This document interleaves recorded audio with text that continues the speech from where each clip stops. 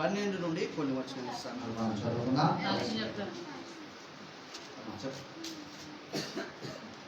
చిన్నగా చెప్పాలా? దేవుడికి వందనాలండి. మరి పాస్టర్ గారికి వందనాలు. మరంటే ఆంధ్రాన్ని మరి ద్రాక్షారాన్ని మరి మేము అక్కడ రుణాల్లో అప్పుల్లో ఉన్నామని మరి మా ఇల్లు కూడా అమ్మనా కూడా సిద్ధంగా ఉన్నాం. సాయంత్రం బ్యాంకులు ఉన్నాయండి. మరి ఆ బ్యాంకులో సాయంత్రం కట్టినాకేమండి మాకు పరిస్థితి బాగాలేదండి. మా అబ్బాయికి పెళ్లి చేస్తే అత్తారు ఇంటికి వెళ్ళిపోయాడు. మరి ఆయనకి మా ఆరోగ్యం బాగాలేదు. ఇప్పుడు పని చేసుకున్నాం, అప్పు తీసుకున్నాను అంత ఆయనకి ఒంట్లో బాగాలేదు. జరగండి నా గవర్నమెంట్ దగ్గర వచ్చేస్తుంది. మరి దేవుడి శక్తి రక్షణ తీసుకున్నాం. దేవుడి ద్వారాగానే వచ్చామని ఏం చేస్తే దేవుడి శక్తి అంటే మా ఇష్టమేమో లేదు కానీ మరి మా కుటుంబం కోసం మా కోసం విడుదల చేయమని మా రుణాలు ఎన్ని మరి దేవుడు అడుగుతున్నామని మరి మీరు అందరూ కూడా మా కుటుంబం కోసం మా కోసం ఆరోగ్యం కోసం ఒక ప్రయత్నం పెట్టమని అడుగుతున్నామని చిన్న సాక్ష్యం వస్తా ఉండండి. మా కష్టాలు అదే మీకు ఫుడ్ కూడా ఉంటుంది కదండి. వచ్చిన కానీ సినిమా అన్నట్టు అడిగితేనే కంపెనీలో వెంటనే పెట్టాలని అడిగితే పైన అమ్మ అన్నారు. సరే, చూశారు కదా ఈ వారం నుండి. మరి క్రమం తప్పకుండా రండి. మరి మనం సంఘంగా మనం ప్రార్థన చేద్దాం. దేవుడే మీకు సహాయం చేస్తాడు. మరి ఈ సమయంలో పిల్లరా వాక్యం చదువుకుందాం. కొలస్సీలకు రాసిన పత్రిక 3వ అధ్యాయము 12 నుండి 16 వచనాలు 15 వచనాలు మనం చదువుకునే సమయంలో కొలస్సీలకు రాసిన పత్రిక మరి 3వ అధ్యాయము 12 నుండి 15 వచనాలు ఈ సమయంలో మనం చదువుతున్నాం. కాగా దేవుని చేత ఏర్పరచబడిన వారును పరిశుద్ధులను ప్రియులైన వారికి తగినట్లు మీరు జాలిగల మనస్సును, దయాళుత్వమును, వినయమును, సాత్వికమును, దీర్ఘశాంతమును ధరించుకోండి. ఎవడైనా తనకు హాని చేసినని ఎవడు అనుకుని ఎడల ఒకరినొకడు సహిస్తూ ఒకరినొకడు క్షమించుడి. ప్రభువు మిమ్మల్ని క్షమించిన వారున మీరును క్షమించుడి. వీటన్నిటిపై పైన పరిపూర్ణతకు అనుబంధమైన ప్రేమను గ్రహిస్తుంది. క్రీస్తు అనుగ్రహించే సమాధానము మీ హృదయంలో ఏలుచుండనియుడి. ఇందుకొరకే మీరు ఒక శరీరంగా పిలువబడి మరియు కృతజ్ఞులై ఉండుడి. కొలస్సీ పత్రికలో మరి చాలా చక్కని మాటలు మనకి కనబడుతూ ఉన్నాయి. దేవుడికి మహిమ కలుగును. మరి కాగా అనే మాట నుండి మనం చదువుకున్నాం.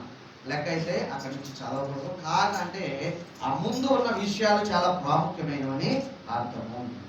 మరి గడిచిన దినాల్లో ఈ కొలస్సీ పత్రికలో నుండి క్రీస్తులో, క్రీస్తు నందు, క్రీస్తు కొరకు అనేటువంటి మాటలను మనం ధ్యానించుకోవడం జరిగింది. మరి ఎందుకంటే పిల్లల మనందరికీ ఆశ్రయదుర్గమైన వాడు ఆ ప్రభు అయిన దేవుడే. మనల్ని తనలో ఉండటానికి ఆయన అనుమతిస్తూ ఉన్నాడు. మరి మనలో ఆయన ఉండటానికి ఆశపడుతున్నాడు. చూసారా, ఆయన ఆశపడుతున్నాడు, మనకు అనుమతినిస్తున్నాడు. Is permitting us to live in him. ఎవరండి? ఎవరు కూడా మనల్ని తమ గుమ్మం తొక్కనియరు కదా. కొన్నిసార్లు తెలవకపోతే, తెలిస్తే అది వేరే విషయం అనుకోండి. కానీ ప్రభువే తనలో మనల్ని ఉంచుకోవడానికి ఆయన ఇష్టపడుతున్నాడు. ఎంత గొప్ప భాగ్యం! తనలోనే మనల్ని ఉంచుకోవడానికి ఇష్టపడుతూ ఉన్నాడు. దేవుడికి మహిమ కలుగును. అంత మాత్రమే కాదు పిల్లరా, మనలో ఆయన ఉండటానికి ఇష్టపడుతూ ఉన్నాడు. ఆ మాటలన్నీ కూడా ఈ కొలస్సీ పత్రికలో సుమారుగా 33 సార్లు క్రీస్తులో, క్రీస్తు నందు, క్రీస్తు ద్వారా అనే మాటలు ఉన్నాయనే సంగతి మనము మరి గడిచిన దినాల్లో మనం చూసాం. దేవుడికి మహిమ కలుగుగాక. మరి ఒక్కసారి నాకు జ్ఞాపకం చేస్తున్నా, పోయిన వారము మరి దైవజనులు మరి ఒక వాక్యం చెప్పారు కదా.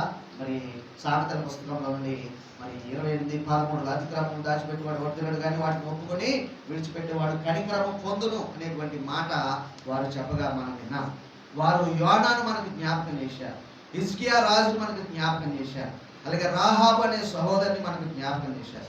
వారందరూ కూడా ప్రభు అయిన దేవుని యందు నివసించిన వారు కనుక వారు మేలు పొందుకున్న ఒక సంగతిని మనందరం కూడా చూసి ఉన్నాము.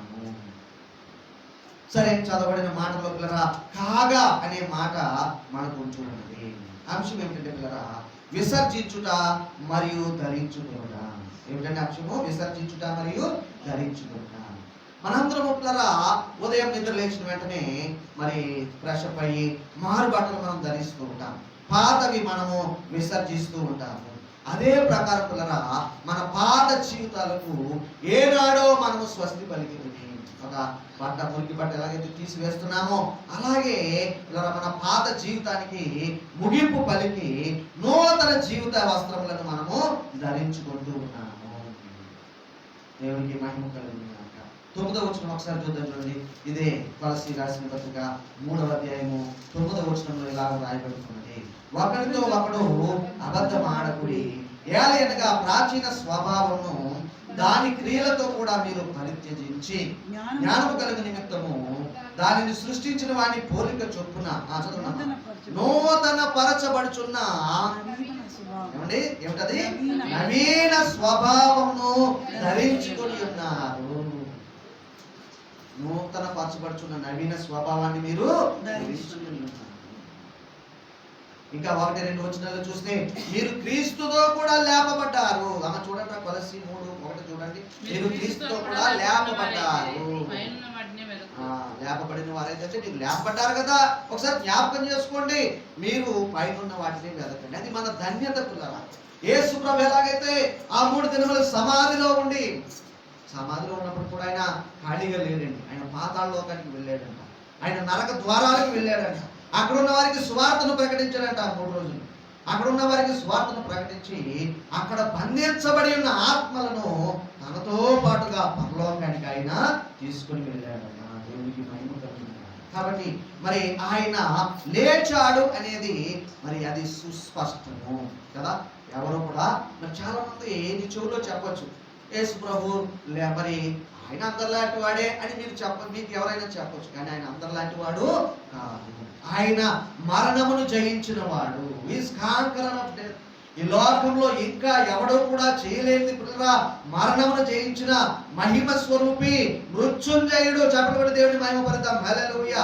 మృత్యుంజయుడు, ఈ లోకానికి అంతటికి రక్షకుడు మన ప్రభు అయిన యేసుక్రీస్తు. ఒకసారి మీకు నోరు తెచ్చి హల్లెలూయా చెప్తాం పిల్లలు. దేవానికి స్తోత్రం. హల్లెలూయా. ఇక్కడ మనము బిగ్గరగా అరుస్తూ మనం ఎప్పుడైతే ప్రభుని ఆరాధన చేస్తామో ఆ మాటలు పిల్లరా మనలో ఫలితాన్ని అవి తీసుకుని వస్తాయి. ఆయన మృత్యుంజయుడండి. మీరు దేవుడు క్రీస్తును లేపడని మీరు విశ్వసించినట్లయితే మీరు క్రీస్తుతో కూడా లేపబడిన వారు గనుక. 12వ వచనంలో అదే కదా మనం చదువు. కావున అని చదువు. కావున ఎందుచేతనగా అనే మాట అన్నమాట. అక్కడ నుంచి మనం అర్థం చేసుకోవాలంటే ఈ 1వ వచనంలోను అలాగే 9-10 వచనంలోను ఉన్న మాటలు మనకు అర్థమైతే తప్ప వాటిని ఆధారం చేసుకొని మీరు మరి ఏమి చేయాలని మనం చూసి ఉన్నాం. దేవునికి మహిమ కలుగుతున్నాం. అలాగే 3వ వచనంలో అంటున్నాడు, మన జీవము క్రీస్తుతో కూడా దాచబడి ఉన్నది. నా జీవం నీ కృపలో దాచితివే, నా జీవిత కాలమంతా ప్రభువా నీకే వందనమని భక్తులు పాడుచూ ఉంటారు. మన జీవము క్రీస్తుతో కూడా దాచబడి ఉన్నది.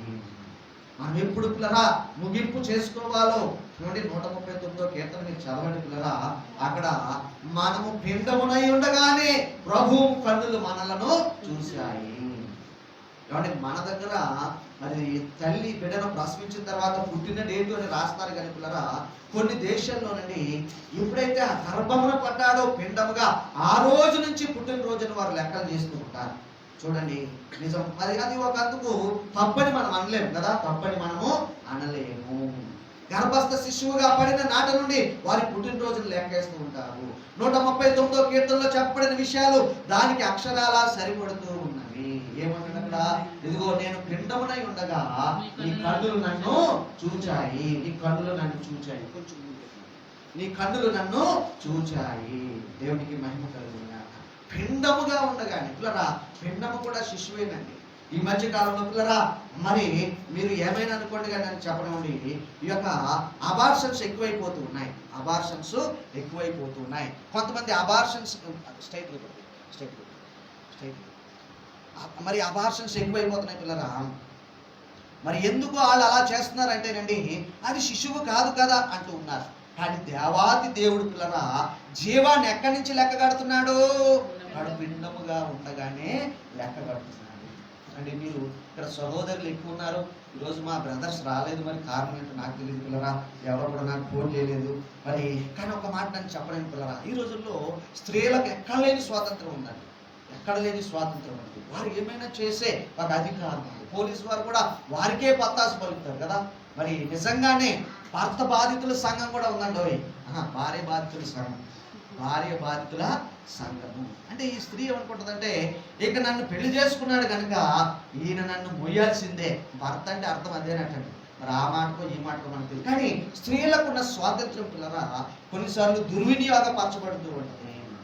మరి ఎందుకు చేతనంటే పిల్లలు, ఈ పిల్లలకు అనే విషయంలో, పెళ్లిళ్ళు చేసుకునే విషయంలో, అంటే మరి ఈ యొక్క గర్భస్రావాలు లేదంటే ఈ యొక్క అబార్షన్స్ చేయించుకునే విషయంలో వారిని ఎవరో కూడా నో చెప్పడానికి వీలు లేదు. కానీ దేవుడు అంటున్నాడు, పిండముగా ఉండగానే అది ఒక శిశువు, ఒక 6 వారాల్లోనేనటండి అన్ని రూపురేఖలు బిడ్డకు వస్తాయట. సరే పిల్లలు, అక్కడ ఎందుకు నేను చెప్పదలుచుకున్నది ఏమిటంటే, మన జీవము క్రీస్తుతో కూడా దాచబడి ఉన్నది. హల్లెలూయా. మనం ఎప్పుడు ఈ లోకంలోనికి రావాలో, ఎప్పుడు వెళ్ళిపోవాలో అన్ని కూడా ప్రింటెడ్, రిటర్న్. కాబట్టి ఎవరైనా వెళ్ళిపోయారు అనుకోండి, దేవానికి స్తోత్రం, ఆయనకి అంతే ఆయుష్ ఇచ్చేవాళ్ళు మనం ప్రభుని స్తుతించాలి. మీకు ఇంకో సంగతి చెప్తారు పిల్లరా, ఇక్కడ మా పిల్లలు ఉన్నారు, నిజం చెప్పండి పిల్లరా, మన యొక్క ప్రయాస అంతా కూడా ప్రభుతో ఉండాలనే కదండి. మన ప్రయాస అంతా ఏంటి? ప్రభుతో ఉండాలి. అలాగే చర్చలో నేను అనట్లేదండి. మరి దేవుడు మనకిచ్చిన దినాలన్నీ మనం ఇక్కడ పని చేసి మనం ప్రభు సన్నిధికి వెళ్ళిపోవాలి. కొంతమంది భక్తులు పిల్లరా వైద్యం కూడా చేయించుకోవాలి. ఎందుకు తెలుసా? నేను వెళ్ళిపోతే నాకు మంచిది, నేను వెళ్ళిపోతే నాకు మంచిది. చూడండి, మనం కూడా అనుకుంటాం చనిపోయిన వారు సుఖపడుతున్నారు అనుకుంటాం. నిజమే, చనిపోయిన వారు, అది కూడా ప్రభునందు చనిపోతేనే సుఖం ఉంటున్నారు. ఒకవేళ ఎవరైనా ఆత్మహత్య చేసుకున్నారనుకోండి, ఏదో బాధ భరించలేక ఉద్యోగంలోనో మరో చోట భర్తతో పిల్లలతో అప్పుల బాధ భరించలేక ఆత్మహత్య చేసుకున్నారనుకోండి, అటువంటి వారికి సుఖం ఉండదటండి. ఆత్మహత్య ఏ కారణంతో చేసుకున్నామో ఆ కారణంతోనే ఆ నరకంలో బాధించబడతారు. ఇది తెలియక చాలా మంది నేను చచ్చిపోతే నా కష్టాలు తీరిపోతాయి అనుకుంటారు. నో సుమండి, అట్లాంటిది ఏమీ జరగదు. నువ్వు మరి బాగా తాగి తాగి తాగి చనిపోయాడు అనుకోండి, ఆ వ్యక్తికి నరకంలో బాటిల్స్ ఇస్తారంట, తాగమండి, తాగు బాగా తాగు, చచ్చి నరకానికి వచ్చావు కదండి అంటే అక్కడ కూడా వెళ్ళినా సుఖం లేదు. పిల్లరా, ఈ 3వ వచనం కొలస్సీ 3:4 వచనాలలో మన జీవము ప్రభువుతో కూడా దాచబడి ఉన్నది. పిండముగా ఉండగానే మనను దేవుడు చూస్తూ ఉన్నాడు. దేవునికి మహిమ కలుగుతున్నాక. మరి చూడండి, ఆ విషయాలు ఉన్నాయి కాబట్టి 5వ వచనం కూడా ఒకసారి చదవండి అమ్మా. 5వ వచనాన్ని కూడా ఒకసారి చదవండి. కావున భూమి మీద ఉన్న మీ అవయవాలను అనగా చారత్వమును, అపవిత్రతను, కామాతురతను, దురాశను, విగ్రహారాధనైన ధనాపేక్షను చంపేయండి. వాక్యము పిల్లరా ఎన్నడూ చంపివేయమనదు, కానీ ఈ దుర్గుణాలు ఏదైతే ఉన్నాయో వాటిని పీక పిసికి చంపేయండి అని చెప్తుంది. మీ వాక్యం ఎలా కూడా చెప్తుందని మీరు అనుసారం చెప్తుంది. ఇదిగో, కావున భూమి మీద ఉన్న మీ అవయవాలకి జారత్వం అంటనియొద్దు. జారత్వం అనగా పిల్లరా వివాహానికి ముందే లైంగిక సంబంధాలని కలిగి ఉండటం, అపవిత్రత, సమస్త విధములైన మరి బూతులు కానీ అవన్నీ విషయాలు పిల్లరా. అలాగే కామాతురత, కామోద్రేకాలు పిల్లరా, అవన్నీ కూడా వాటిని రేపుకోవడం. పోర్నోగ్రఫీ అనే ఒక వ్యవస్థ ఉంటుంది పిల్లరా. మరి బొమ్మల్లో చూపిస్తారనమాట అండి. ఆ యొక్క బెడ్రూమ్లో జరిగేది బొమ్మలు తీసి అది పెద్ద ఇండస్ట్రీ అంటారు పిల్లరా, చెడు ఇండస్ట్రీ పిల్లరా. అనేక కుటుంబాలను పాడు చేస్తుంది, అనేక కుటుంబాలని పాడు చేస్తుంది, అనేక పిల్లరా మరి బంధాలను, కుటుంబాలను, యవ్వన బిడ్డలను పాడు చేస్తుంది. కనుక అవన్నీ కామాతురత చంపేయాలి. దేవునికి స్తోత్రం, చంపేయాలి. మా గ్రామంలో పిల్లరా ఒక ఆయన పెళ్లి చేసుకున్నాడు, కానీ వాడి భార్యకు ఇవి చూడటం అలవాటు ఉంది, మరి సంసారం చేయలేకపోయిందాన్ని. ఎవరిదైతే కలిసి చూసేదో వాళ్ళతోనే ఉండడానికి ఇష్టపడింది, భర్తను కూడా వదిలేసి. ఎంత దారుణం చూడండి, ఎవరి బిడ్డ పిల్లల. కానీ చూడండి, ఆ యొక్క కామాతురతను పీకి పిసికి చంపేయాల. త్రాగుతుంటే పీకి పిసికి చంపేయాలి. అలాగే త్రాగుతున్న వ్యక్తిని కాదండి, తాగేటోళ్ళు కట్టండి దేవుని ప్రేమ వినిపించాలంట. ఏం చేయాలంటే దేవుని ప్రేమ వినిపించాలి.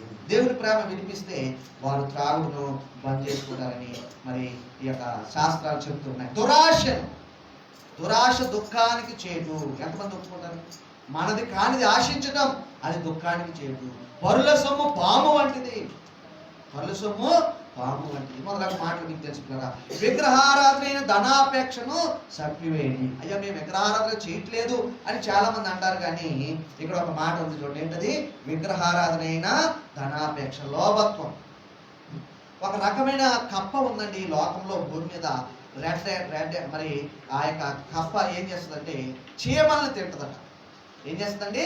చీమల్ని తింటుంది. రెడ్ హ్యాండ్స్ అని చాలా రుచిగా ఉంటాయంట. ఆ పుట్ట దగ్గరికి వెళ్ళినప్పుడు ఆ కప్ప కడుపు నిండా తిని సంతోషపడుతుంది, కానీ ఇంకా చీమలు ఉన్నాయి కనుక ఇంకా తింటుందంట.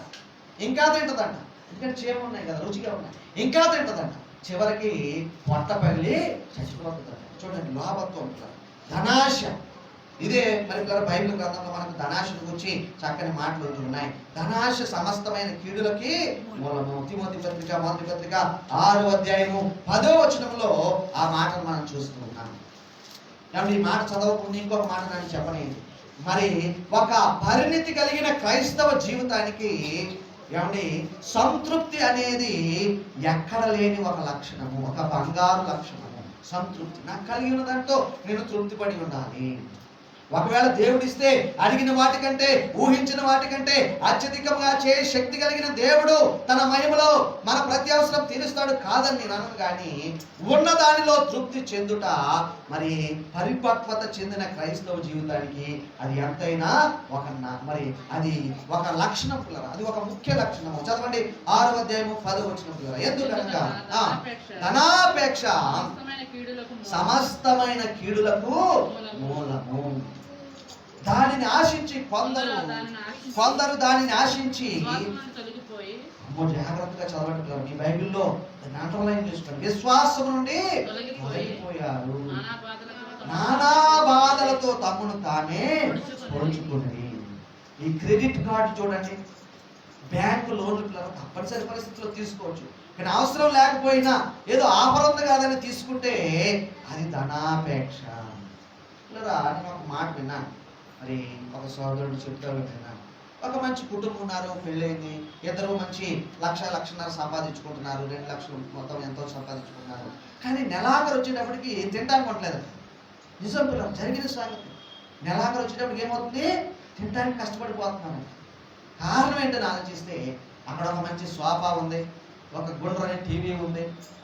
అంటే కొనుక్కోద్దని కాదు, అన్నీ ఒకేసారి ఈఎంఐలో కొనుక్కుంటే అది అజ్ఞానము, అదే ధనాపేక్ష, అదే దురాశ. వాళ్ళు కొన్నారు, నేను కొనాలి, వాళ్ళు తీసుకున్నారు, నేను తీసుకోవాలి అనేటువంటిది దురాశ. మరి కొందరు దానిని ఆశించి విశ్వాసం నుండి కూడా తొలగిపోయారు. దీని సంగతి పిల్లరా, మరి ఎవరు తొలగిపోయారో మనం చూద్దాం. మరి ఇప్పుడు కాదు కానీ ఎందుకు తొలగిపోయారు? ధనాశని ఎవరు ఆశించి విశ్వాసం నుండి తొలగిపోయారు? గెహాజీ అనే భక్తుడు మనకు కనబడతారు కదా. ఆయన ప్రవక్త ఏమో వద్దనుకున్నాడు, ఈయనేమో కావాలనుకున్నాడు, పరిచర్యలోంచి పక్కకు పోయాడు. ఏలియా తర్వాత అంతటి గొప్ప శక్తితో ఎలీషా గారు వచ్చారు. మరి ఎలీషా గారి దగ్గర ప్రవక్తల పాఠశాల ఉండినది. దేవునికి మహిమ కలుగుతుంది.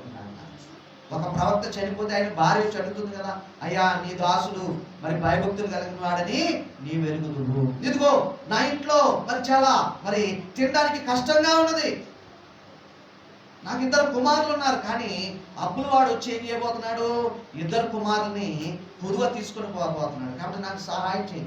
భర్త లేడు, 2 కుమారులు కూడా లేకపోతే నేను ఎలా బతకాలి అని మరి ఎలీషాతో చెప్పినప్పుడు ఆయన చెప్పాడు, అమ్మ నీ ఇంట్లో ఏముందని అడిగాడు కదా. ఈ సంగతి మనం తెలుసుకున్నాం. అంటే నేను చెప్పదలుచుకుంది ఏంటంటే, ఏలియా గొప్ప భక్తుడు, ఆయన క్రింద పనిచేసిన ఎలీషా మరింత గొప్ప ప్రవక్త. మరి ఎలీషా దగ్గర పనిచేసిన ఈ గెహాజీ అంతకనే గొప్పోడయ్యింది, కానీ మధ్యలో ధనాపేక్ష వచ్చింది. సన్నని నార వస్త్రాలు అతన్ని ఆకర్షించాయి, వెండి బంగారంలో ఆశించాడు. మరి నయమానుకు కలిగిన దృష్టితో తన యొక్క జీవితాన్ని మరి పెట్టుకున్నాడు. అంటే అవన్నీ సంపాదించుకోవడం తప్పు కాదు. దేవుడు ఈ లోకంలో నుండి మనకు ఆహార వస్త్రములను సంపాదించుకోనమని, ఇళ్ళు కట్టించుకోనమని, మన పిల్లలకు పెళ్లిళ్ళు చేయమని ఆయన ఎప్పుడో మనకు మరి మనకు చెప్పాడు. ఇర్మియా గ్రంథంలో మనం చూద్దాం. ఇర్మియా గ్రంథం 29వ అధ్యాయంలో ఆ మాటలను మనము స్పష్టంగా అక్కడ చూస్తున్నాం. ఇవన్నీ చేసుకోవద్దని కాదు పిల్లరా, కానీ దురాశతో మనం చేయడానికి కుదరదు. తెలివి కలిగి ఏమంటే మొదటి దినం నుండే వాటి కొరకు ప్లాన్ చేసుకోవాలి. దేవునికి మహిమ కలుగుగాక. హల్లెలూయా. ఇర్మియా గ్రంథంలో పిల్లరా మరి 29వ అధ్యాయంలో 5వ మాట ఇలాగ 5వ వచనం ఇలాగ చెబుతుంది. నిజానికి ఇవి చెరలో ఉన్న వారికి చెప్పబడిన మాటలే కానీ పిల్లరా మనందరికీ ఇవి ఆచరణీయమే. ఇండ్లు కట్టించుకొని వాటిలో నివసించండి. తోటలు నాటి వాటి ఫలములను నేను టీవీలో చెప్తున్నాను పిల్లరా, కొంతమంది సాఫ్ట్వేర్ ఉన్నట్టండి, సాఫ్ట్వేర్ ఏం చేస్తాంలేని పుచ్చకాయలు ఇంకేమున్నాయండి, దోసకాయలు ఏమి చూపించాడండి ఏంటది క్యాప్సికం ఇవి పండిస్తున్నారు పొలాలు తీసుకుని. సరే మరి పిల్లల ఇండ్లు కట్టించుకొని వాటిలో నివసించుడి, తోటలు నాటి వాటి ఫలములను అనుభవించండి, పెళ్లిళ్ళు చేసుకొని కుమారులను కుమార్తెలను కనుడి. అమ్మ ఇది జాగ్రత్త వినాలి. నేను పెళ్లి చేసుకోను అమ్మ ఒకటి, నేను పెళ్లి చేసుకోనని వరకు ఉంటారు కొంతమంది అంటే, కానీ అలా అనకూడదు. వాక్యం చెప్తుంది మీరు చేసుకోవాలి, మీరు చేసుకోవాలి. ఇప్పుడు పిల్లరా మనకు ఏజ్ ఎక్కువలో చేస్తున్నారు కానీ పూర్వ దినము మొన్న మరి విలేజ్కి వెళ్తానని చెప్పింది కదా, అక్కడ ఒక ఆమెకి మరి చిన్న వయసులోనే అత్తరింటికి పంపించేశారట. వాళ్ళ పైగా అన్యులు, ఈమెమో క్రైస్తవురాలు పాటలు పాడుతూ ఉంది. కానీ నా మనసు ఎంత తప్పిపోయింది. ఎందుకు చిన్న వయసులోనే పెళ్లి చేసినందుకు ఒకటి. ఇప్పుడు పుత్రులు మనలు అందరూ ఉన్నారంటే అది వేరే విషయం, కానీ విశ్వాసంలో చర్చికి వెళ్ళడానికి లేకుండా పోయింది. అంటే పూర్వ రోజుల్లో చిన్న వయసులోనే వారు పెళ్లిళ్ళు చేస్తూ ఉండేవారు. మరి పెళ్లిళ్ళు చేసుకుని కుమారులను కుమార్తెలను కనుడి. అక్కడ మీకు ఏమీ తక్కువ లేకుండా అభివృద్ధి పొందుటకై వారి కుమారులను కుమార్తెలను కన్నట్లు మీ కుమారులకు పెండిండ్లు మ్యారేజ్ మ్యారేజ్ ఫంక్షన్స్ చేయమంటున్నాడు, మ్యారేజ్ చేసుకోమంటున్నాడు. అయి కదా మీ కుమార్తెలకు పురుషులను సంపాదించండి. కాబట్టి తల్లిదండ్రులుగా పిల్లలను కనిన తర్వాత కుమార్తెల యొక్క క్షేమము కుమారుల యొక్క క్షేమము మనము మరి విచారించాలి. పిల్లలు వారిని అలా వదిలిపెట్టడానికి లేదు. కొరింథీ పత్రికలో దానికి సంబంధించిన ఇన్స్ట్రక్షన్స్ మనకు ఉన్నాయి. 7వ వచనం చదవమ్మా. 7వ వచనం, నేను మిమ్మల్ని చెరగని పోయిన పట్టణం యొక్క క్షేమము కోరి దాని కొరకు యెహోవాను ప్రార్థన చేయండి, దాని క్షేమము మీ క్షేమమునకు కారణమగును.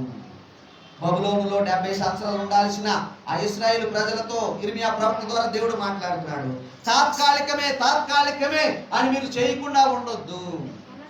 అలాగే పిల్లరా ఈ లోకం శాశ్వతం కాదు కదా, పెళ్లి ఎందుకులే మరి ఇల్లు ఎందుకులే పొలం ఎందుకులే అనుకోవద్దు. ప్రభు వచ్చే వరకు మనం కష్టపడి ఇల్లు కట్టాలి, వాకిళ్ళు కట్టాలి, పెళ్లిళ్ళు చేయాలి, కాబట్టి ప్రార్థన చేయాలి. అక్కడ ఏమున్నాయండి, ఇండ్లు కట్టుకోండి, వ్యవసాయం చేయండి, ప్రార్థన చేయండి, ఆ కుమారులకు పెళ్లి చేయండి, కుమార్తెలకు పెళ్లి చేయండి, మరి క్షేమం పట్టణం యొక్క క్షేమం కొరకు ప్రార్థన చేయండి అనే మాటలను మనం చూస్తూ ఉన్నాం. పిల్లల సంతృప్తి అనేది క్రైస్తవ జీవితం ఒక ప్రాముఖ్యమైన లక్షణము. ఇదిగో కొందరు దాన్ని నాశించి విశ్వాసం నుండి తొలగిపోయారు, దురాశ వెంబడి పడి విశ్వాసం నుండి తొలగిపోయారు. దేవుడు చెప్పినట్టుగా ఇండ్లు కట్టించుకోకుండా ఉంటే మరి పిల్లరా మరి మనం విశ్వాసం నుండి తొలగిపోయే పరిస్థితి. పెళ్లిళ్ళు చేయకుండా ఉంటే, చేసుకోకుండా ఉంటే మరి విశ్వాసం నుండి తొలగిపోయే పరిస్థితి. ప్రార్థనలో మోకరించకుండా ఉంటే విశ్వాసం నుండి తొలగిపోయే పరిస్థితులు మనం చూస్తూ ఉంటాము. కొంతమంది అక్కడక్కడ చేసిన విషయాలు మనం వింటూ ఉంటాము. దేవునికి మహిమ కలుగుగాక. పిల్లరా మరి చూడండి, కావున ఈ దురాశలన్నింటినీ మీరు విసర్జించాలి. కావున అంటే ప్రాచీన స్వభావాన్ని మీరు పరిత్యజించాలి. పరిత్యజించుకుంటే విసర్జించుట, వదిలిపెట్టుట. ఇలా గలతీ పత్రికలో ఒకసారి రండి నాతో పాటు. గలతీ 3:21 చూడండి. గలతీ పత్రిక 3వ అధ్యాయంలో ఒక మాట ఉంటుంది. 27వ వచనం ఒకసారి చదవండి. అక్కడ కూడా భక్తుడు మరి ఒకదాన్ని ధరించుకోమంటున్నాడు. క్రీస్తులోనికి బాప్తిసం పొందిన మీరందరూ ఆమేన్ హల్లెలూయా హల్లెలూయా. గలతీ 3:27 పిల్లరా, క్రీస్తులోనికి బాప్తిసం పొందిన మీరందరూ. బాప్తిసం అనేది పిల్లరా ఒక పరిశుద్ధమైన కార్యక్రమం. క్రీస్తును మనం ధరించుకుంటూ ఉన్నాం. క్రీస్తు యొక్క మరణంలోను సమాధిలోను ఆయన పునరుద్ధానంలోను సాదృశ్య రూపకంగా మనం పాలు పంచుకుంటూ ఉన్నాం. అటువంటి బాప్తిస్మంలో జరుగుతున్నది ఏమిటంట, క్రీస్తును మనము ధరించుకుంటూ ఉన్నాము. ప్రాచీన స్వభావాన్ని పరిత్యజించుకుంటూ ఉన్నాము. లోకస్తులు నడిచే రీతిలో మనము నడవడానికి వీల్లేదు. లోకస్తుల సంబంధమైన కార్యాలు పిల్లరా ఈ కొలసి పత్రికలో చాలా మనం చూసాం కదా. మరి దురాశలని అని కామకత్వములని ఇంకా చాలా చాలా మనం ఇక్కడ చదువుకున్నాం. ఇంకా చాలా ఉన్నాయి, అబద్ధములని, ఇవన్నీ కూడా మనం చూసాం. వాటిని విసర్జించాలి. అదే అంటున్నాడు 6వ వచనంలో పిల్లరా, ఇదిగో మరి విగ్రహారాధన ధనాపేక్షను చంపివేయండి, వాటి వలన దేవుని ఉగ్రత అవిధేయుల మీదకి వస్తుంది, అవిధేయుల మీదకి వచ్చును. పూర్వము వారి మధ్య జీవించినప్పుడు ఏం చేశారంటే మీరును వీటిని అనుసరించి నడుచుకుంటుంది. ఉందా మీ బైబిల్ అలాగా? కొలస్సీ 3:6 పిల్లలు. మరి పూర్వం 7వ వచనంలో పూర్వము వారి మధ్య జీవించినప్పుడు మీరును వీటిని అనుసరించి నడుచుకుంటుంది. ఈ దినాల్లో పిల్లరా ఎవరు క్రైస్తవులు కాదో చెప్పడానికి వీలు లేకుండా పోతుంది. అందరిలాగే మనము కూడా మరి జీవిస్తే అది ప్రభువుకు మహిమ కలగజేయదు, ప్రభువుకు మహిమ కలగజేయదు. పూర్వము మీరు ఎలాగ ఉంటుంది, పూర్వం మీరు చీకటిగా ఉంటుంది, పూర్వం మీరు దేవుడు లేనట్టుగా ఉంటుంది, దేవతలు అనబడిన వారు దేవుడు అనబడిన వారు అనేక మందిని కొలిస్తుంది. కానీ ఇప్పుడు జీవము గల దేవుడైన యేసు ప్రభు దగ్గరికి వచ్చారు. దేవుడికి మహిమ కలుగును గాక. హల్లెలూయా. ఆయన ఎవరంటే మృత్యుంజయుడైన దేవుడు, మరణమును జయించి తిరిగి లేచిన దేవుడు, రోగులను తన ఆత్మను చేర్చుకొని గుడ్డివారికి కాళ్ళను గుడ్డివారికి కళ్ళను పిల్లరా మరి మనశ్శాంతి లేని వారికి మనశ్శాంతిని కలగజేసిన దేవుడు. ఒక దినాన్ని పిల్లరా మరి ఒక వ్యక్తి, ఒక యవనస్తుడు చనిపోయాడు. యేసు ప్రభు ఏమో ఒక రోడ్డున వచ్చేస్తున్నాడు, ఇంకొక వైపు నుంచి ఈ యవన బాలుని యొక్క శవాన్ని తీసుకొని మరి వస్తూ ఉన్నారు. ఆమెకు కూడా భర్త లేడు, విధవరాలు, ఒకే కొడుకున్నాడు. మరి ఇంకో కొడుకున్నాడు లేదో మనకు తెలియదు. ఆమె కూడా అంటుంది, ఆమె కూడా దుఃఖిస్తుంది. యేసు ప్రభు అడగక ముందే ఆమెకు సహాయము చేశాడు. లూకాసు 7వ దేవుని విషయం మీరు కనుగొంటారు. నాయిన్ అనేటువంటి పట్టణంలో ఆ యొక్క బాలుని ఆయన మరి తిరిగి లేపి ఉన్నాడు. దేవుడికి మహిమ కలుగును గాక. హల్లెలూయా. అవసరాన్ని బట్టి విశ్వాసాన్ని బట్టి దేవుడు కార్యములు చేస్తాడు. దేవుడు కార్యములు చేస్తాడు. మనం ఇంతకుముందే చూసినట్టుగా పిండముగా రూపింపబడక మునిపే ఆయన కన్నులు మనలను చూచాయి. పిండముగా రూపింపబడక మునిపే దేవుని కన్నులు మనల్ని చూచాయి. మనం ఎప్పుడు కూడా మన జీవితం సమాప్తి కావాలనో ఆ విషయం కూడా దేవుని కవిలలో అది రాయబడుతూ ఉన్నది. పూర్వము వారి మధ్య జీవించినప్పుడు మీరును వీటిని అనుసరించి నడుచుకుంటుంది. 8వ వచనం చదువమ్మా. 8వ వచనం చదువు. మనం లోకానుసారంగా ఏ ఊదులు పెట్టాలో అక్కడ బైబిల్ లేదా ఈ యొక్క కొలస్సీ పత్రికలో మనం చూస్తూ ఉన్నాం. 8వ వచనం, ఇప్పుడైతే మీరు కోపము మానండి, ఆగ్రహము మానండి. అంటే కోపం ఆగ్రహం ఏంటి? కోపం ఎక్కువైతే ఆగ్రహం అన్నమాట, తట్టుకోలేని ఆగ్రహము. కోపము అంటే మంచి కారణం కొరకు కోపపడితే పర్వాలేదు, కానీ ప్రతిదానికి కోపపడితే కష్టం. అంటే కోపం ఎక్కువైతే ఆగ్రహం అంటారు. ఆగ్రహం ఎక్కువైతే అది దుష్టత్వానికి దారితీస్తుంది, లేనిపోని దుష్టత్వానికి దారితీస్తుంది. ఆ దుష్టత్వం అంతటితోనే ఉంటుందా? దూషణ వస్తుంది. కోపంతోనే నోరు పారేసుకుంటూ ఉంటాం. చూడండి, ఆ దూషణ మీ నోట బూతులుగా అది బయటకు వస్తుంది. వీటన్నిటిని మనము విసర్జించాలి. మన అంశం ఏంటండి? విసర్జించుట మరియు ధరించుకుంటా. ఎవరిని ధరించుకోవాలనుకున్నాము? క్రీస్తును ధరించుకోవాలనుకున్నాము. ఇదిగో లోక సంబంధమైన విషయాలన్నింటినీ, ఎవరి కోపము, ఆగ్రహము, దుష్టత్వము, దూషణ, బూతులు అనేటువంటివి ఏమంటే ఈ మధ్యకాలంలో ఒక ఆర్టికల్ చూసినది ఏంటంటే తెలుగు భాషలో ఉన్నటువంటి అలవాటుగా బూతులు మాట్లాడేస్తారు. ఏదో భాషలో మధ్యలో పెట్టి మరి మాట్లాడేస్తూ ఉంటారు. ఇప్పుడు కూడా మరి ఏదో రాజకీయ నాయకులు ఏదో తిట్టుకున్నారని చాలా గందరగోళం అవుతూ ఉంది. దాన్ని బట్టి ఒక ఆయన ఏమిటంటే తెలుగు భాషలో బూతులు కలిపి మెలిపి మాట్లాడేస్తూ ఉంటారు. కానీ నూతన స్వభావము ధరించుకున్న వారికి అవి తగవు. అందరూ సామరస్యంతో మసలుకోవాలి, అందరూ ప్రేమ కలిగి నడుచుకోవాలి. ఒకరికి ఒకరు కోపం పుట్టించే పరిస్థితి మనం తీసుకొని రావడానికి వీలు లేదు. ఇటువంటి విషయాలన్నీ ఉన్నాయి కనుక పిల్లరా చదవబడిన మాటలకు రండి. ఏమండి మరి ప్రాచీన స్వభావాన్ని వదులుకొని ఏమండి ఆ యొక్క నూతన స్వభావాన్ని ధరించుకున్నాము కావున ఇప్పుడు చదవండి పిల్లరా, దేవుని చేత ఏర్పరచబడిన వారును పరిశుద్ధులను ప్రియులైన వారికి తగినట్లు. ఎన్ని వాగ్దానాలు ఉన్నాయి చూడండి. చెప్పండి. దేవుని చేత ఏర్పరచబడిన వారము, దేవుని చేత సృజించబడ్డాం, దేవుడే వచ్చి మనల్ని రక్షించుకున్నాడు. ఇప్పుడు పిల్లరా దేవుని చేత కోరబడిన వారము, దేవుని చేత కోరబడిన వారము, దేవుని చేత ఏర్పాటు చేయబడిన వారము. హల్లెలూయా. ఈ మాట మీకు బలము కలిగించుగాక. దేవుని చేత నేను ఏర్పాటు చేయబడింది అంటే గర్వం కాదు పిల్లరా, అది ఒక భరోసా అన్నమాట. ఏమంటే దేవుడు పిల్లరా మనల్ని ఎంతగా ప్రేమించాడో మన కన్నులకు అందదండి, మన జ్ఞానానికి అర్థం కాదు పిల్లరా. మరి నీచులము పాపులము ఏమంటే ఎందుకు పనికిరాని వారమైన మన కొరకు పిల్లరా ఆ దేవాది దేవుడు కలవరి శిలువలో తన ప్రశస్తమైన ప్రాణాన్ని బలిగా అర్పణ చేశాడు. నానా పూర్వదినములు లేదు, నానా విధములుగాను నానా ప్రవక్తల ద్వారా మాట్లాడిన దేవుడు ఎదుగు అంత్యకాలంలో జీవిస్తున్న మన కొరకు కుమారునిగా ఆయన మనతో మాట్లాడాడు. ఎబ్రీ పత్రిక 1వ అధ్యాయం మొదటి 2 వచనాలు నేను చదివినాను. కుమారునిగా మనతో మాట్లాడాడు. దేవుడే మనుష్య కుమారుడిగా ఈ లోకానికి వచ్చాడు. అంతకంటే ఇంకేముందండి భాగ్యం. దేవుడే మనలో ఒకడిగా మారిపోయాడు. సర్వసాధారణంగా మనకు అలవాటు ఏంటంటే అక్కడ దేవతలు ఉన్నారు, ఇక్కడ మంచి చేసేవారు ఉన్నారు, అక్కడ ఏదో శుభం పలికేవారు ఉన్నారని మనం వెళ్తూ ఉంటాం. కానీ దేవుడు ఏమిటంటే పిల్లరా దేవుడే మన దగ్గరికి వచ్చేసాడు. దేవుడికి మహిమ కలుగుతాడు. దేవుడే మన దగ్గరికి వచ్చేసాడు. గలతీయులకు రాసిన పత్రిక 1 పేజీకి తిప్పటి పిల్లరా 4వ అధ్యాయం 4వ వచనంలో మనం చూస్తే ఇదిగో కాలం సంపూర్ణమైనప్పుడు దేవుడు కుమారునిగా వచ్చాడు. దేవుడు తన కుమారుని పంపినని మనం ఇక్కడ చూస్తూ ఉన్నాం. ఆయన స్త్రీ అందు పుట్టాడు.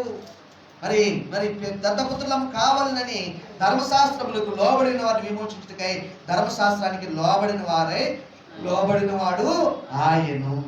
6వ వచనంలో మరి మీరు కుమారులై ఉన్నందున ఇదండి మన భాగ్యం పిల్లలు. అబ్బా నాయనా అంటే ఏదైనా రోడ్డును పడి వెళ్ళిపోతున్నప్పుడు ఏదైనా దెబ్బ తగిలిందనుకోండి ఏమంటాం మనం అబ్బా అంటూ ఉంటాం. అంటే తండ్రిని జ్ఞాపకం చేసుకుంటూ ఉంటాం. అలాగే పిల్లరా వాక్యం చెప్తున్నది దేవుడు మనకు తండ్రిగా ఉండేను, దేవుడు మనకు తండ్రిగా నడిపిస్తూ ఉండేను. మరియు మీరు కుమారులై ఉన్నందున నాయన తండ్రి అని మొరపెట్టే తన కుమారుని ఆత్మను దేవుడు మన హృదయంలోనికి పంపాడు. మొదటిగా కుమారుని పంపాడు, రెండవది తన ఆత్మను పంపాడు. హల్లెలూయా. ఈ రెండు మనల్ని రక్షించడానికి ఆయన. ఇంకోటి చూస్తే దేవుడు ముందుగా మనల్ని పంపాడు, ఏర్పాటు చేసుకున్నాడు. 3 చూసారా, దేవుడు మనల్ని ఈ లోకంలో భిన్నంగా ఉండగానే ఏర్పాటు చేసుకుని ఈ లోకంలోనికి ఏర్పాటు చేశాడు. కాలం సంపూర్ణమైనప్పుడు మనిషి కుమారుడిగా ఆ దేవుడే మన మధ్యలోనికి వచ్చాడు. ఆయన మన కొరకు మనల్ని విమోచించాడు పిల్లరా. ఏమంటే ఆ యొక్క సిలువ వేయబడ్డం ఇవన్నీ కూడా పిల్లరా యేసు ప్రభువు వారు ధర్మశాస్త్రాన్ని నెరవేర్చడం, ధర్మశాస్త్ర నీతి యావత్తును నెరవేర్చడం. బాప్తిసాన్ని పొందడానికి వచ్చినప్పుడు యోహాను దగ్గరికి వచ్చినప్పుడు యోహాను ఏమన్నాడు చెప్పండి? యోహాను ఏమన్నాడు? అయ్యా నేను నీ చేత బాప్తిసం పొందాలి, ఎందుకంటే నీవు మెస్సియావు, నీవు రక్షకుడివి, నీవు సర్వోన్నతుడైన దేవుని కుమారుడివి, నీవు మెస్సియావు, నీవు దేవుడవు అని చెప్పినప్పుడు ప్రభు ఏమన్నారండి చెప్పండి? ఏమన్నారు పిల్లలు? ఇప్పటికీ కానిము, నిజమే, నువ్వు చెప్పిన మంచిదే, నువ్వు చెప్పినది కరెక్టే, నేను మెస్సియానే, నేను లోక పాపాన్ని మోసుకొని పోయే దేవుని గొర్రెపిల్లనే, కానీ ఇప్పటికి కానిము నీతి యావత్తు ఇలాగూ నెరవేర్చబడవలసి ఉన్నది. నీతి ఏమిటి? ఆ యొక్క బాప్తిస్మంలో ఏమిటి? ప్రభుతో పాటు పాతి పెట్టడము, సమాధి చేయబడ్డం, తిరిగి లేవడం. మరి యేసు బాప్తిస్మం పొందినప్పటికీ యేసు ప్రభు వారి యొక్క మరణ పునరుత్థానం లేవు కదా పిల్లరా. కానీ యోహాను ఏం చేసేవాడంటే మారు మనసు నిమిత్తమైన బాప్తిస్మాన్ని ప్రకటిస్తూ వచ్చాడు. ఏమంటే బాప్తిస్మానికి అసలు మొదటి అడిగే మారు మనస్సు. మరి మొదటి అడిగే మరి విడిచిపెట్టవలసిన విడిచిపెట్టుట, మన యొక్క ఆధీనంలోను స్వాధీనంలోను ఉన్నవన్నీ చీ అనుకుని విడిచిపెట్టుట పిల్లరా, అది మారు మనసు సంబంధమైన బాప్తిస్మాన్ని ఆయన మరి పొంది ఉన్నాడు. ఇదిగో ఆయన మనల్ని లోకంలోనికి పంపాడు, తర్వాత ఆయనే మనతో వెతుక్కుంటూ వచ్చాడు. ఇప్పుడు ఆయన తన ఆత్మను మనకి ఇచ్చాడు. అబ్బా నాయన తండ్రి అని మొరపెట్టే తన కుమారుని ఆత్మను మనలోనికి ప్రభువు దయచేస్తూ ఉన్నాడు. దేవునికి మహిమ కలుగుగాక. హల్లెలూయా. పిల్లల సమయం ముందుకు వెళ్తుంది. రండి మనం చదువుకున్న కొలస్సీ 3:12లోనికి మనం వచ్చేద్దాం పిల్లరా. మరి చాలా విషయాలు ఉన్నాయి. మరి దేవుని చిత్తమైతే మరి మనము 1-2 మాటలు మనం చూసి ఈ యొక్క విషయాన్ని మనము ప్రార్థన చేసుకున్నాం. దేవునికి మహిమ కలుగుగాక. హల్లెలూయా. కావున అనే మాటను కూర్చున్న వివరణ ఎంతవరకు నేను మీకు చెప్పాను. అంత మాత్రమే కాదు పిల్లరా, దేవుని చేత ఏర్పరచబడిన వారము అనే సంగతిని ఇంతవరకు నేను మీకు చెప్పాను. రెండవది చూసినట్లయితే పిల్లరా, పరిశుద్ధులుగా ఉన్నామంట. ఎలా ఉన్నామండి? పరిశుద్ధులుగా. ప్రభు నామాన్ని స్మరించేవారు పరిశుద్ధులు, ప్రభు నామమును బట్టి ప్రార్థన చేసేవారు రక్షించబడతారు. ఏమంటే నేను పరిశుద్ధుడిని కాదు కదా అని మీరు అంటానికి వీలేదు. యేసు నామం ఎవరైతే జపిస్తారో, యేసు నామం ఎవరైతే స్మరిస్తారో వారికి ప్రభు యొక్క నీతి ఆపాదించబడుతుంది. కల్వరి శిలువలో జరిగింది అదేనండి. మనలో ఉన్న పాపం ఆయన మీద వేసుకొని కల్వరి శిలువలో దానికి ప్రాయశ్చిత్తమైన చేశాడు. ఆయనలో ఉన్న నీతిని మనందరికీ ప్రసరింపజేశాడు. ఇలా ఒక పిల్లోడు బయట ఆడుకుంటుంటే ఏదో కన్స్ట్రక్షన్ వర్క్ జరుగుతుంది. ఈ పిల్లాడికి ఏదో కంట్లో ఏదో పడ్డదట. పిల్లాడికి ఏమైందండి, కంట్లో ఏదో పడింది. ఎన్ని నీళ్ళు వచ్చినా పోవట్లేదు. ఆయన నీళ్ళు వేయలేదండి, పడింది ఏంటంటే సిమెంట్ పడిందట. ఏం పడిందమ్మా? సిమెంట్ పడింది. సిమెంట్ పడినప్పుడు కాళ్ళల్లో నీళ్ళతో కడిగితే అది కూడా అక్కడే సాలిడ్ అయిపోతుంది, లేదా అక్కడే గట్టిపోతూ ఉంటుంది. మరి అప్పుడు ఏంటి, ఎవరో చెప్పారు కొంచెం రక్తం పోయాడు. ఏం పోయాలని? బ్లడ్ పోయాలని చెప్పారు. ఎవరు పోస్తారు? ఇంకా వాళ్ళ అమ్మే ఏదో అవి పోసుకొని కుమారుడి కంట్లో రక్తం పోసినప్పుడు ఆ సిమెంట్ అంతా కూడా క్లీన్ అయింది. దేవుడికి మహిమ కలుగుతుంది. ఎవరు బయటలో ఎవరు వచ్చిపోతారా? ఎవరు మన ప్రియులే. మన యొక్క ప్రేమ చాలా విప్లవ. ఈ యొక్క పాప పంకిలము ఎంతో ఏమండి మరి ఆదాము మొదలుకొని అది ఎంతో మరి భయంకరంగా తయారైనప్పుడు పిల్లరా, ఏ నీళ్లు కానీ ఏ పుణ్యకార్యాలు కానీ బలి అర్పణలు కానీ పోగొట్టినప్పుడు యేసుక్రీస్తు వారు తన స్వరక్తము చేత ఆ రక్తమునంతటిని తొలగించాడు. దేవునికి మహిమ కలుగును గాక. హల్లెలూయా. పిల్లరా, దేవునికి స్తోత్రం కలుగును గాక. పాపానికి పరిశుద్ధిని రక్తమే జవాబు.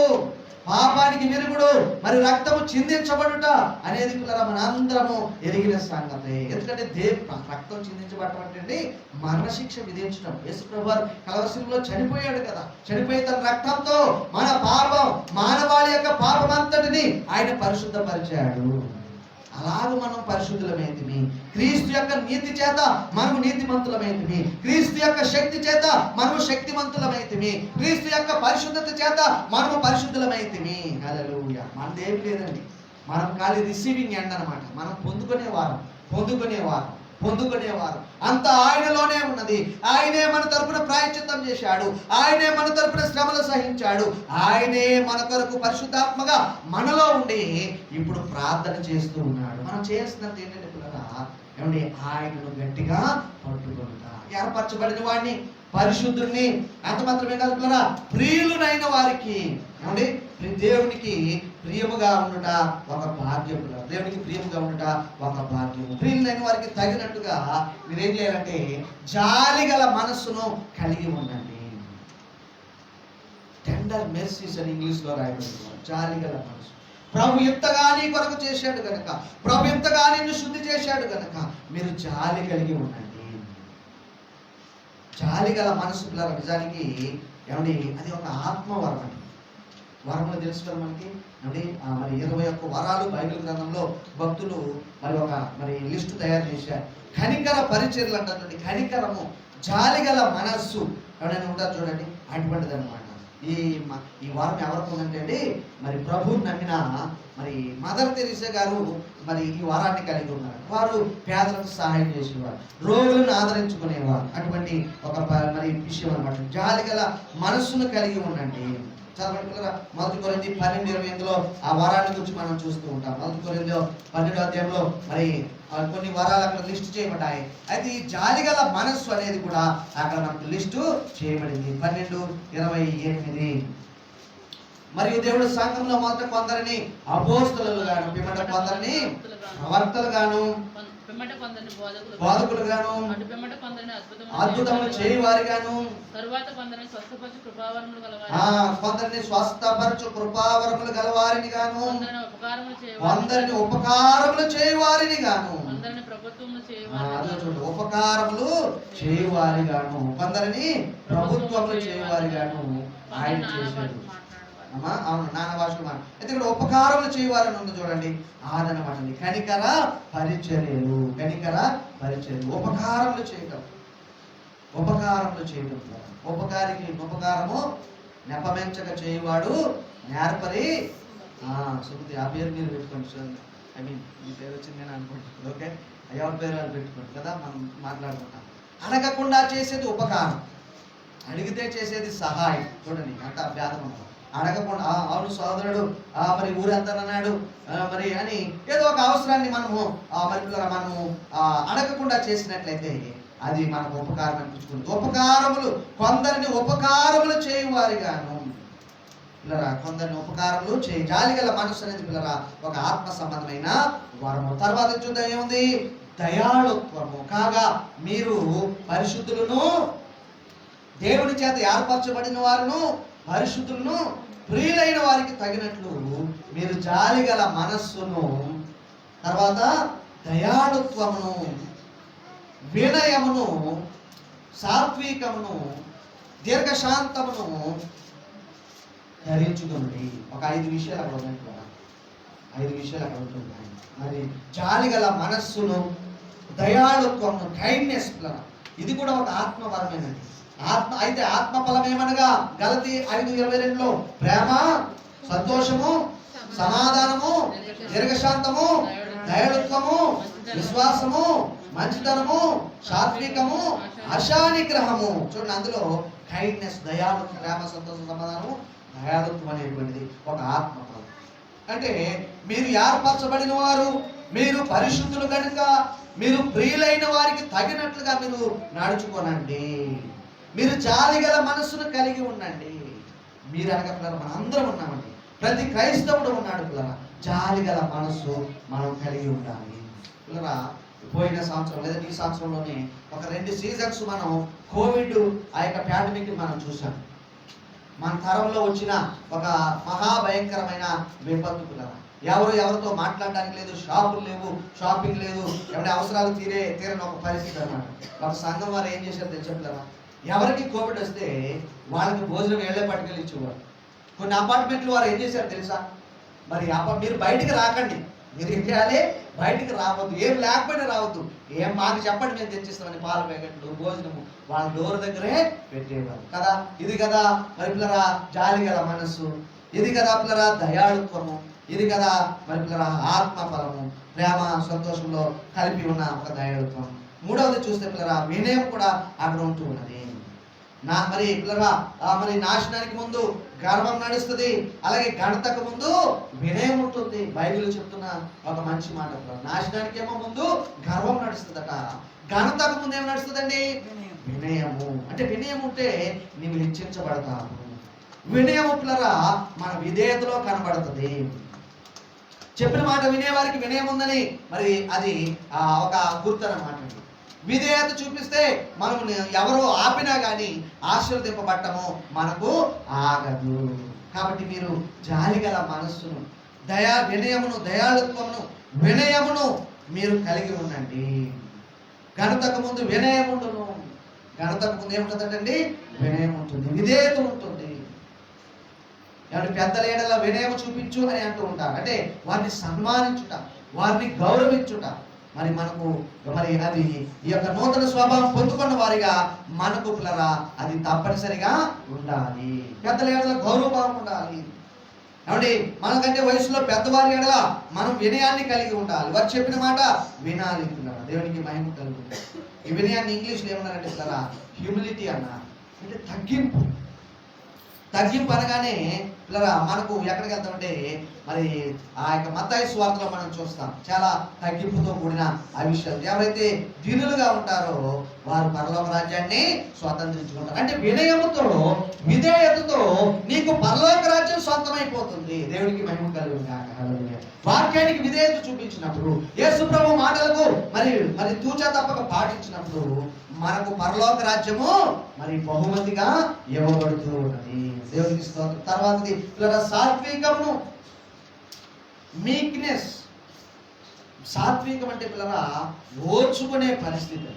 ఓర్చుకునే పరిస్థితి ఎంత మరి ఏమండి ఇబ్బందులు పెడుతున్నప్పటికీ మరి పంటి బిగువన బాధ భరించారంటారు చూడండి, అదనమాట మీక్నెస్, సాత్వికము.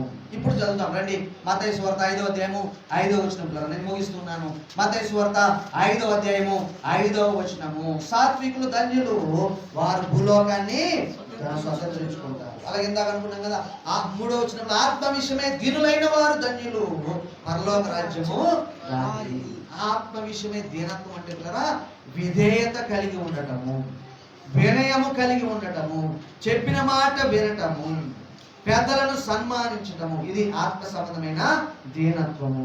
పరలోక రాజ్యాన్ని వారు స్వతంత్రించుకుంటారు. అలాగే సాత్వికం గురించి చూస్తున్నాం. సాత్వికులు ధన్యులు, వారు ఏం చేస్తారంటే భూలోకాన్ని స్వతంత్రించుకుంటారు.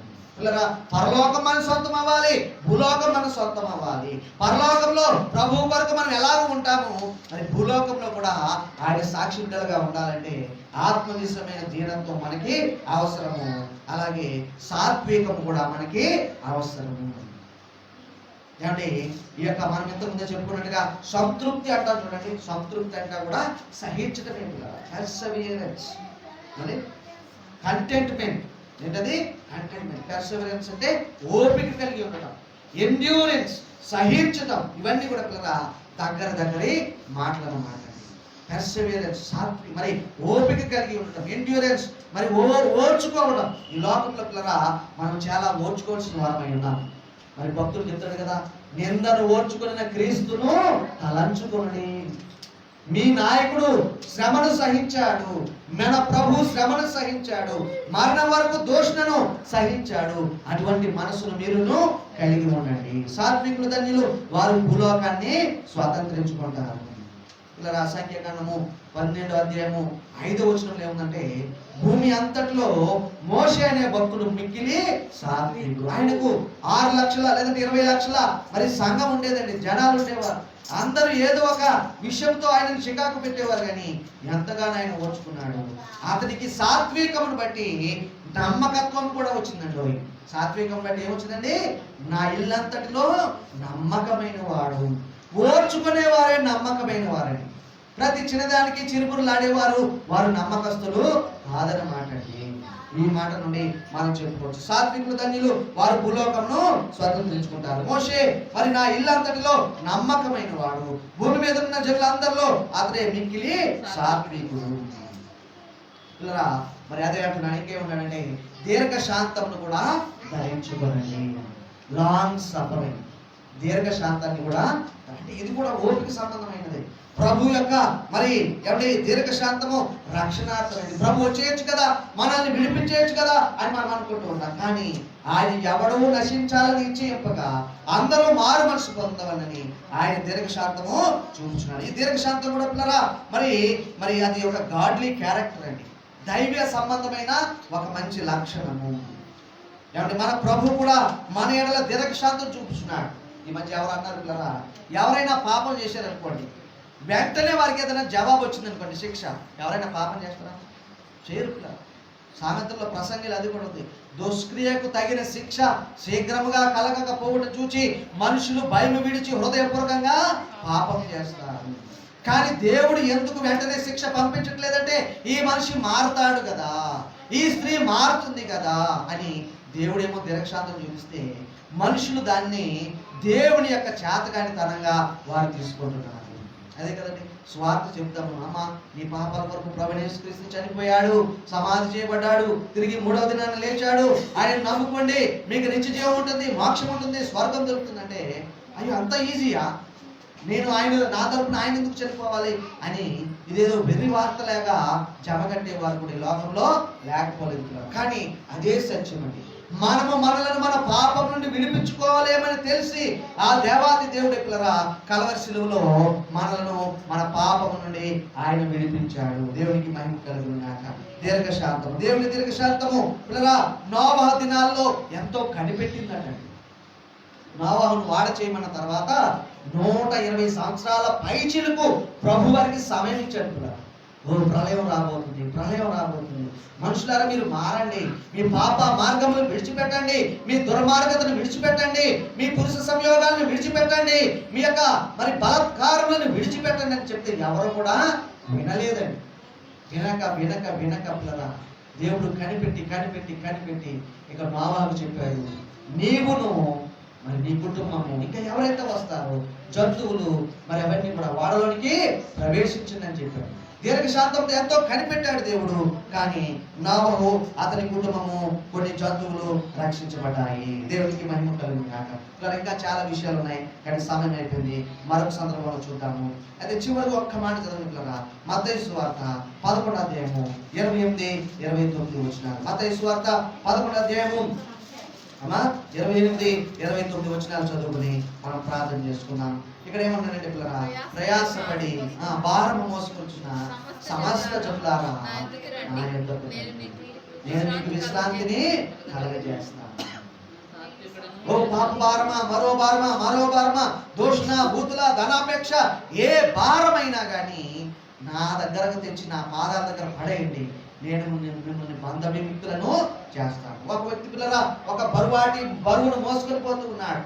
దూరం నుంచి ఆ బరువు వల్ల అతను వంగిపోయాడు కానీ దూరం నుంచి సిలువను చూసి ప్రభువా నన్ను రక్షించమనగానే ఈ భారం అంతా కూడా దొర్లిపోయింది. అతను విముక్తుడైనాడు పాప బంధకముల నుండి. అతను విముక్తి అయినాడు తన యొక్క ఆర్థిక సంబంధమైన మరి ఆటుపోట్ల నుండి. అతను విముక్తి అయ్యాడు తన యొక్క అజ్ఞాన సంబంధమైన ఆ యొక్క యుక్తుల నుండి. అన్నింటి నుండి అతను విడుదలయ్యాడు. అదే అంటున్నాడు ప్రభు, ప్రయాసపడి భారం మోసుకొచ్చున్న మరి సమస్త జనులారా, ఎవరైనా కావచ్చుకున్నారా, స్త్రీలు, పురుషులు, చిన్నవారు, పెద్దవారు, ఎవరైనా కావచ్చు, నా ఎదుగు రండి, నేను మీకు విశ్రాంతి ఇస్తాను. 29వ వచనం చదివేమా, నేను సాత్వికుడను, దీన మనస్సు గలవాడను గనుక మీ మీద నా కాడి ఎత్తుకొని నా యొద్ద నేర్చుకున్నది. ఈ మాట నేను వివరించడం కదా. యేసు ప్రభు సాత్వికుడు, దీన మనస్సు గలవాడు, దీన జనులను ఉద్ధరించడానికి పుట్టినవాడు, బంధితులను విముక్తి చేయడానికి పుట్టినవాడు, బంధకాల్లో ఉన్న వారిని, చెరలో ఉన్న వారిని విడుదల కొరకు పుట్టినవాడు. ఆయన దగ్గరే మనకు రక్షణ ఉన్నది, ఆయన దగ్గరే మన ప్రాణాలకి విశ్రాంతి ఉన్నది. కళ్ళు మూసుకొని ప్రార్థన చేద్దాం ఒక నిమిషం. Hallelujah, hallelujah, praise the Lord, praise the Lord, praise the Lord. అవును ప్రభువా, ఇదిగో నాయన మేము పరిశుద్ధులముగా మమ్మల్ని చేశావు, మేము ప్రియులైన బిడ్డలుగా ఉండటకు మమ్మల్ని మరి కోరుతూ ఉన్నావు. మేము ప్రభువా ఓ నాయన నీ పిలుపుకు తగినట్లుగా ఉండగోరిన వారుగట్లుగా మమ్మల్ని మీరు చేస్తున్నారు కానీ నీకు వందనాలు ప్రభువా. Hallelujah, praise the Lord, praise the Lord, praise the Lord. ఇదిగో అయ్యా నిన్ను పోలి నడుచుకునే వారిగా, నీ యొక్క కాడి ఎత్తుకుని నేర్చేసుకునే వారిగా, నీ యొక్క ప్రభా క్షమాపణ దొరుకునని మరి ప్రభా మరి వేడుకునే వారిగా, నా భారాలను తండ్రి నీ సిలువ యొద్ద తీసివేసుకునే వారిగా ఓ ప్రభా మేము నుంచున్నందుకే నీకు వందనాలు తండ్రి. ప్రభా ఇంకా ఎవరైనా తండ్రి, ఇంకా ఎవరైనా ఆ యొక్క భారాన్ని వదిలించుకోకపోతే, ఇంకా ఎవరైనా ప్రభా ఆ భారాన్ని వదిలించకపోతే ఇప్పుడే నీ సిలువను ఆశ్రయించుదురు గాక, ఇప్పుడే నీ సిలువ దగ్గర ఆ భారములన్నిటినీ తీసివేసుకుందురు గాక. దీర్ఘశాంతంతో, జాలిగల మనసుతో, వినయముతో ప్రభా ఓ సాత్వికంతో బిడ్డలు నాయన ఆశీర్వదింపబడుదురు గాక వేడుకుంటూ మమ్మల్ని నేను తగ్గించుకొని నామనిచ్చిస్తూ యేసు ప్రభు అని పరిశుద్ధమైన నామంలో స్తుతించి ప్రార్థించి ఈ మానవులు మేము అడుగుచున్నాము తండ్రి. ఆమేన్. థ్యాంక్ యూ పిల్లరా. దేవుడు